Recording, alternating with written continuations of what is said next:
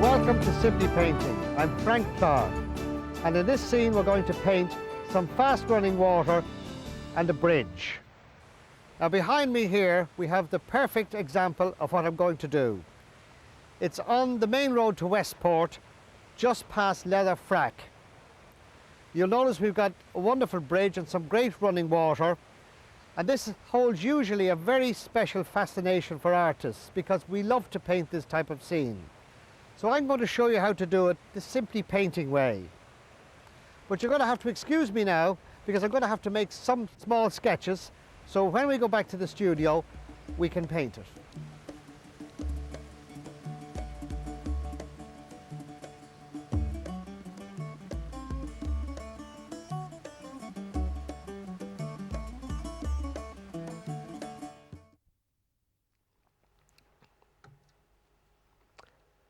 Let's paint the bridge. But first, before we do anything, remember, let's talk about the materials. And once again, I know you know them all by now, and if you don't, you should. But just for the sake of to be sure, let's do it. And here they are. Lemon yellow, raw sienna, ultramarine blue, light red, cobalt blue, burnt umber, Payne's grey, alizarin crimson, and we may or may not use our white gouache. Those are the 8 colours, and you should well know them by now. We have the 2 brushes. We have the large Simply Painting brush, a wash brush, and we have the small brush or the rigger. We have water, we have a pencil, we have an eraser, we have cloths for keeping the water under control on the brush, which I'm hoping by now you can manage, and I know you can. And last, or second last, we have the tray, or the palette, or the plate, and then we have the paper. And the paper, once again, very quickly, is £140 watercolour paper. So let's now look at this lovely little bridge, which I enjoyed, and I'm sure you will. And here it is. Now, just let me run through with you a couple of things. First of all, a bridge. What does a bridge represent to you? Well, believe it or not, to me it represents a U upside down. If I said draw a bridge for me, you'd be running around wondering how you do it. If I said to you the letter U and then turn it upside down, that wouldn't be so difficult, would it? Let me show you what I mean. Letter U, capital U. U, there's a U. I'll put it the other way around. It's a bridge, isn't it? It is if I do that with it. That's simple. And then we can thicken one side of it and just fill it in there. And there's our bridge. So that's how you do a bridge. All right, pencil away for the moment because we're not going to do that just for a second, because first we got to do the have some more fun bit, don't we? And what's the first thing we do? The horizon. That's the idea. I hope now that you've all, by now, you're well used to this and you're not just waiting for me to appear before you start this. I want you to do it when I'm not around, because any time of the day or night, it doesn't matter, you can paint it any time. There's the horizon line. Now we've got to select where on that horizon line we're going to put the bridge. So let's look back to this picture again. It's never smack in the middle, never dead centre. It's always a little bit to the left, a little bit to the right. In this case, I would have said it's over towards the right. So let's pick somewhere. It doesn't have to be exactly there, but it's near enough. That'd be approximately it.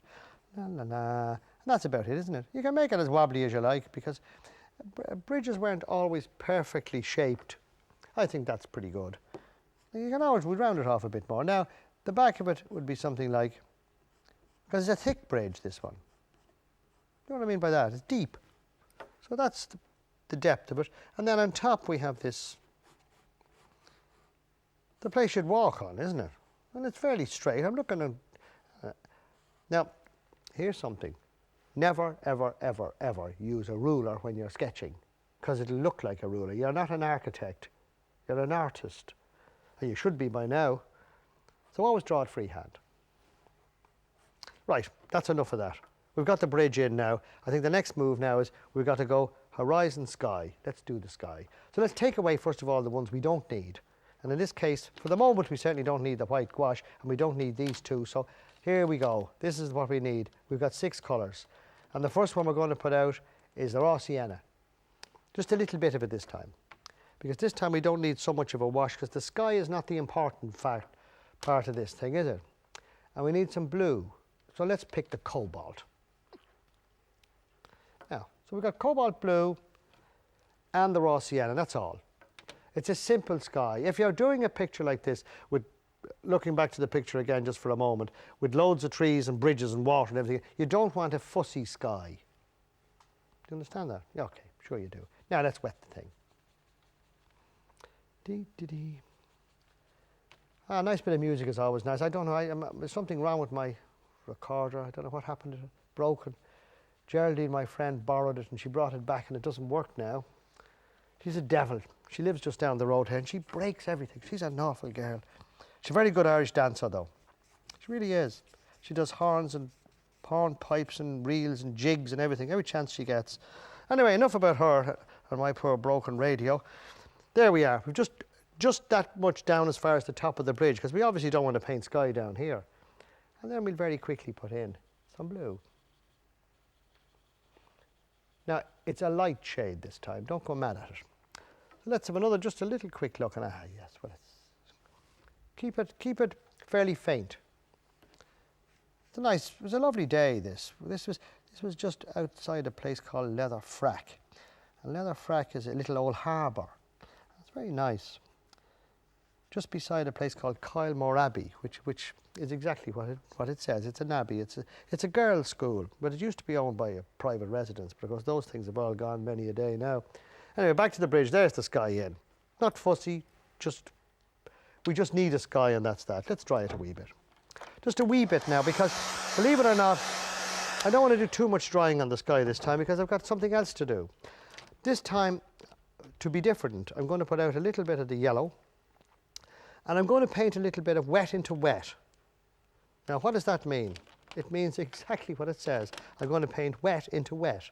So I'm going to take some kind of greeny colour here, which is made up by blue and yellow, and a little bit of the raw sienna. And watch what I'm going to do with all this mess when I get it together. See that? I'm going to daub it on here, look. Now, the reason I'm doing it wet into wet is because I now wanted blotting paper this time. You see, now you're an experienced artist. You can practice these things. Anytime you want to do far away trees like this, it's a great idea to use this wet into wet technique. Certainly for the first layer anyway. Do you see that? Now what's happening is it's softening itself, but it can't get that far. So I'm safe, or safe-ish anyway. Now just going up here again. You kind of keep looking at it and just see where, you leave an odd hole in the, the trees, you'll see little holes through the trees where the light shines through. Yeah, I think I'm getting happy with this. Now let that settle for a bit. It'll settle down and we can put more over it then. But there wouldn't be any sense now in keep putting wet paint on top there. It'll just keep messing up. Now, put that away and let's look and see. Now we're down to the bridge level now, aren't we? So do we next put in the bridge or do we put in the sides? I think we should put the bridge in. Okay. Yeah. Let's dry this a little bit. There we are. Now we need to make up some colour for the bridge. And the colour for the bridge is a kind of a grey, bluey colour. Now how would you make that? Well, you first of all would need some blue. And the next thing you need is a brush.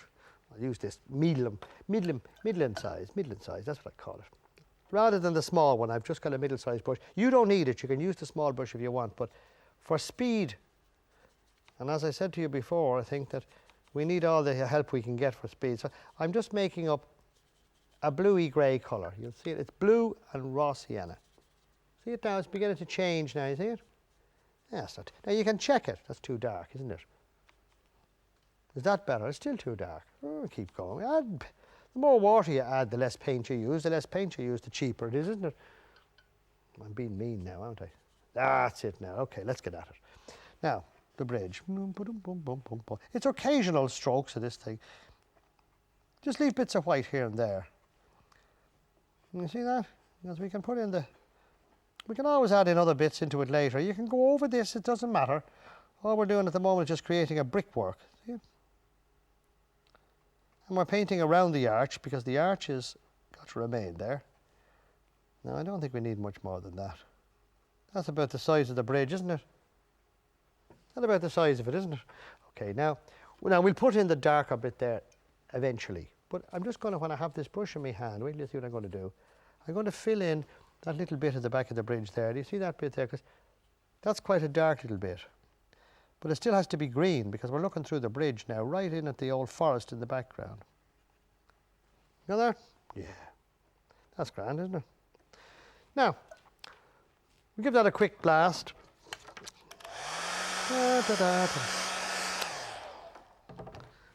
Because the big brush is out again, and we need, I think we'll add in some brown here because we're going to put all kinds of wonderful shades into this thing now. Put some brown out and some red. That's the light red, of course. What do you want light red for? You'll see in a minute. Now take some yellow, raw sienna, some of the brown and blue, all four in together, and off we go. We're going to start, see that? See, I'm dabbing over it now, look.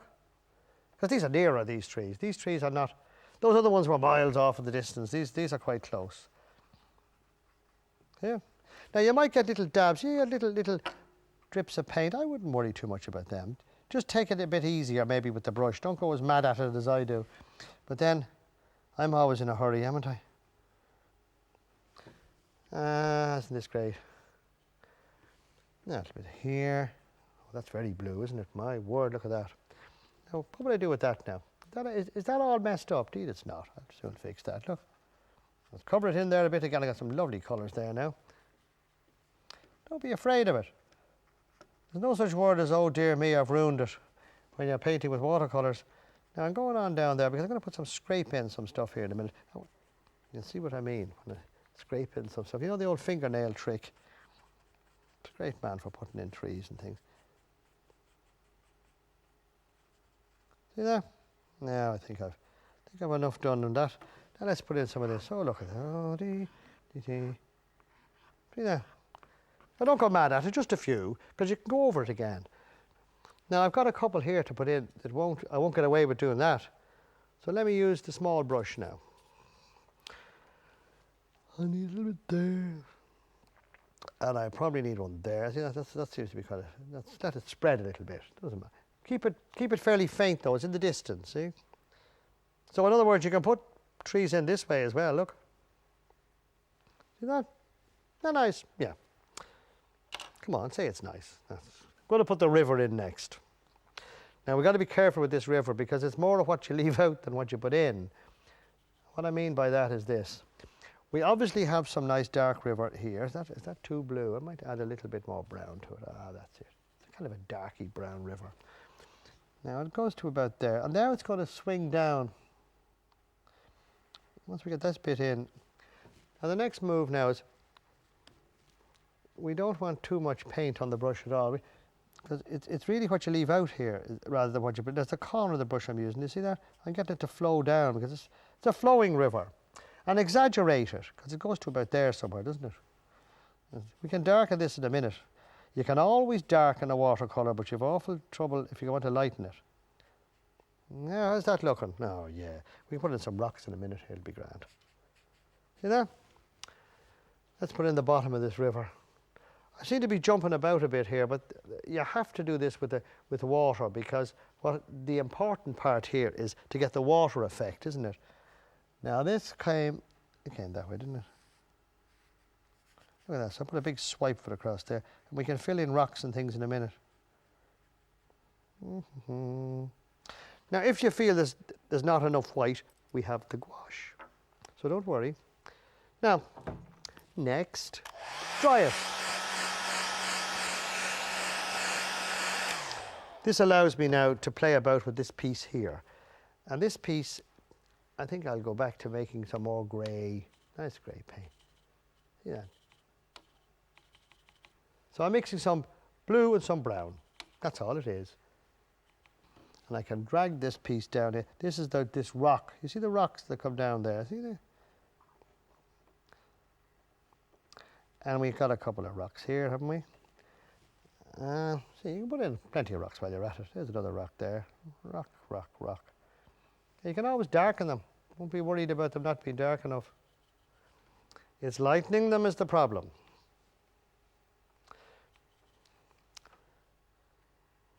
Isn't that better now? There the rocks are begin to make sense. And you see, we just across it, because we're going to fill all this in a minute. So remember your greys, and they're made with blue and brown. Do you remember that? Of course you do. Let's abandon that brush and get the big one at it again. Always clean your brush, by the way.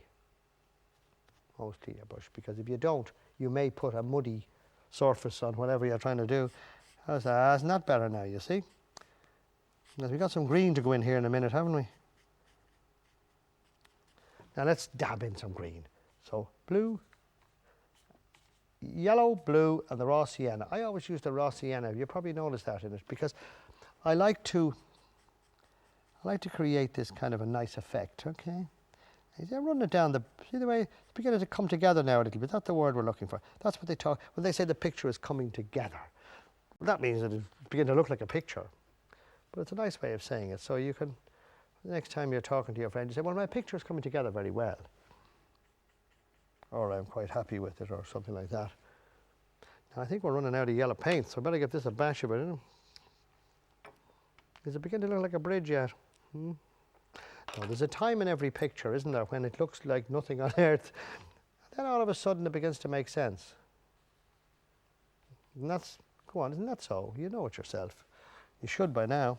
Now I'm going to start putting in some brown and reds into this, because it's a little bit darker on this side. The shadow on this side of this bridge is mainly on this side.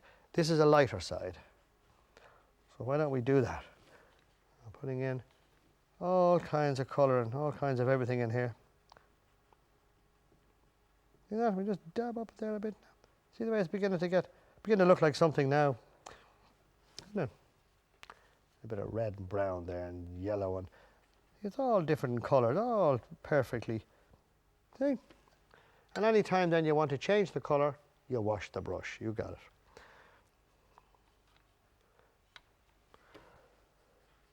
This is quite a complicated picture in the sense that you've just got to be careful how you go about it.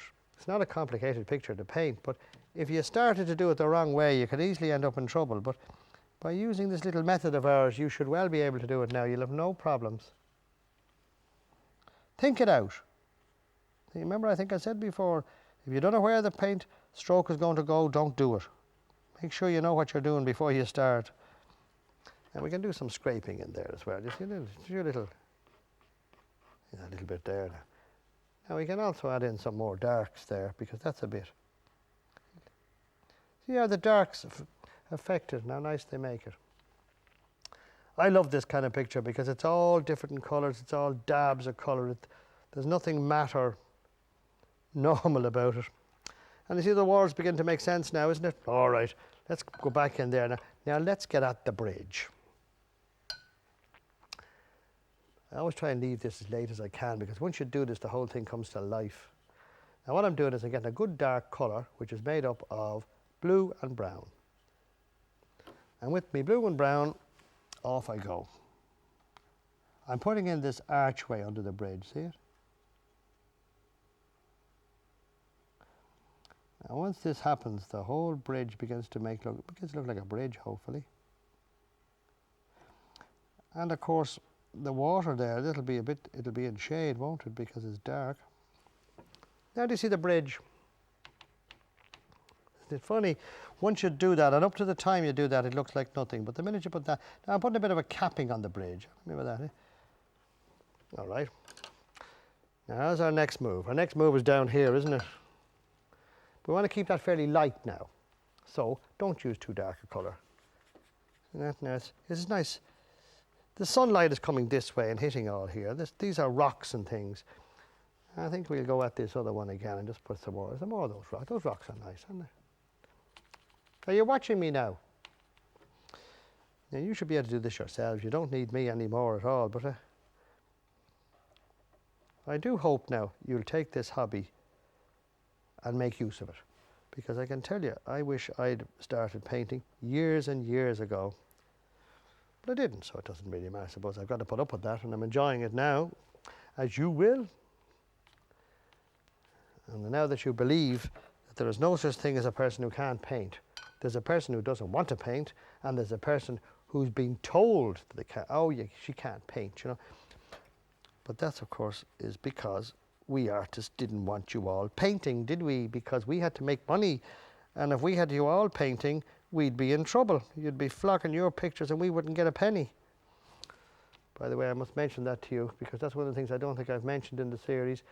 I must send you a list of all the galleries that I deal with. So when you're going to sell your pictures, if you wouldn't mind staying away from mine, because I have enough trouble as it is trying to paint a few and sell a few. So find your own galleries. Another thing is, sell your pictures. Don't give them away. Nobody appreciates pictures when they get them for nothing, and I'm running out of paint now. What you do is sell them, as I said, and people will be delighted. And it's a great Christmas present too. I think the first or second year I was painting, every friend of mine got a painting for Christmas. And I know several other people who started to paint, and I suppose I had some small thing to do with it. And every one of them, without exception, went round and inflicted these pictures on everybody. No, they didn't. They were lovely. They were lovely. I mean, it's quite amazing, the joy. And of course, you learn then to paint. Now, what I'm doing is I'm just putting a bush or a tree in here. Do you see that? Are you watching this? I hope you're following it now. Now, that's a very light shade, because this tree is quite light. And it's in light, if you know what I mean by that. It's not a dark tree. It's only just there, just for a matter of... Now, you look at the picture and you see there's bits I've got to infill now. Do you see that? And what I mean by infill is that I may put some green there. Would that be nice?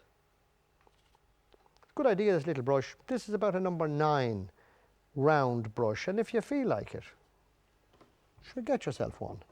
Or hint heavily at your birthday or at Christmas or something that, you know, you'd... Gosh, I wish I had a number 9 brush now, like Frank Clarke. But beware of these people who give you the present of the 40 tubes of paint, as I started to tell you on the very first of this series. They'll cause you more heartache than anything. Now, I think I can put a little bit more blue in there, because it's a bit mean looking, and drag it down just a wee bit, because it's flowing down this thing, isn't it? Now, I think we need to do something there. Remember I said we needed some gouache? Well, maybe we'll do a little gouaching on this thing. But before we do, let's put just a little bit of an edge on the riverbank here, because this would be flowing down here. It would be dark a little bit. Do you see it? So because we need to put just a little something there. This whole thing beginning to make a little sense to you now, is it? I think it's not too bad at all. Now the white gouache. Squeeze out a fair bit of it, because you're going to need it. Now, I think there's some, look at the water's running that way a little bit, isn't it? It's bash it up on those rocks. Now keep looking at, you know, the squinty eye thing I told you about, as well as that, keep back a little bit. Don't be too close to what you're doing. You know? Now don't go mad with this, it's only at the bottom of the waterfall. Eventually it'll soften out. Can we have a little look at our picture again now? Let's look. Yeah. Always exaggerate the waterfall as well. You know what I mean? Make the waterfall steeper, because that makes it more dramatic, I think the word is we're looking for. If it's a little trickle of water, well, then you smarten it up. Put in plenty. Now, I think that we could do with a little bit more darkness here. This is a bit miserable here, and it's in shade. So why don't we do it? A bit there, a bit there. See that? Ah, look at that. I just dragged the brush across a little bit. I think we're getting on fine now. A couple of things I want to do for you. First one is, we didn't do them for ages, so why don't we do some carrots? Half carrots. How about a half carrot? And we put a half carrot beside the half carrot. We make it a pair of carrots. A half carrot there. Now we turn the half carrots into little people.